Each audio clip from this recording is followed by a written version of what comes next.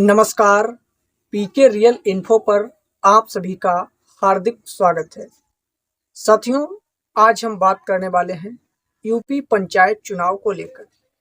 उत्तर प्रदेश में पंचायत के चुनाव होने हैं, चाहे वो प्रधानी का चुनाव हो या फिर बीडीसी का चुनाव हो, जिला पंचायत का चुनाव हो, ब्लॉक प्रमुखी का चुनाव हो या फिर जिला पंचायत अध्यक्ष का चुनाव हो।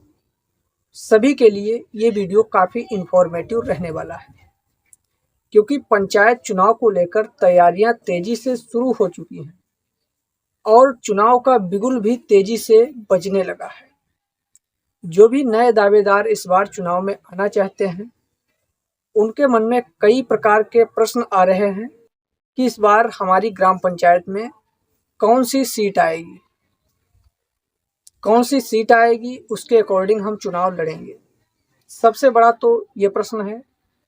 कुछ नए प्रत्याशी ये जानना चाहते हैं कि पंचायत चुनाव के लिए कौन कौन सी योग्यताएं हमारे पास होना चाहिए, तब हम चुनाव लड़ सकते हैं।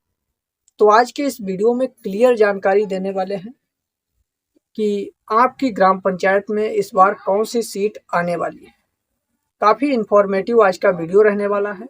चैनल पर नए हैं तो कृपया चैनल को सब्सक्राइब कर दें, वीडियो को लाइक कर दें, दोस्तों में शेयर कर दें।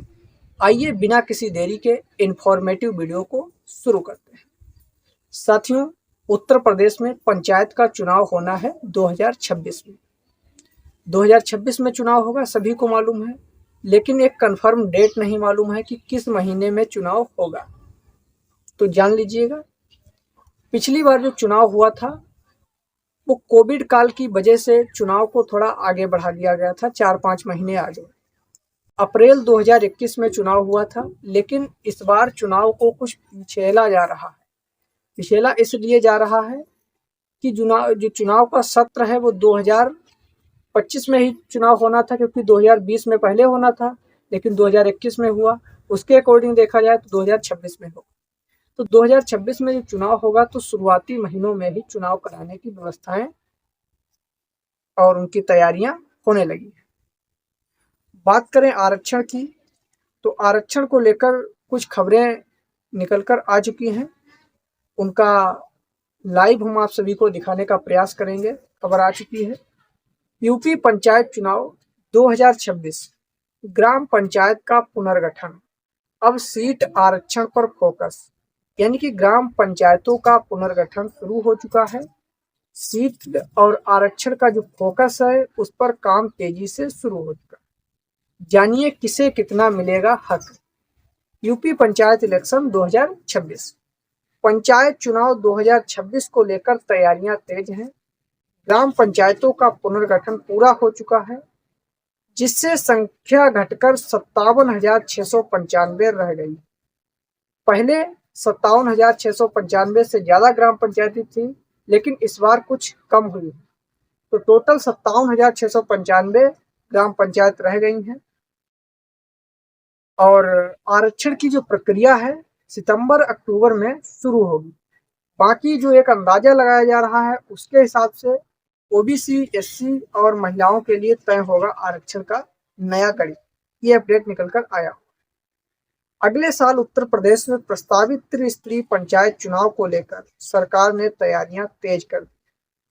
पंचायती राज विभाग ने सबसे पहले ग्राम पंचायतों के पुनर्गठन का कार्य पूरा किया, जिसमें आंकड़ों के अनुसार राज्य की 504 ग्राम पंचायतें खत्म कर दी गई।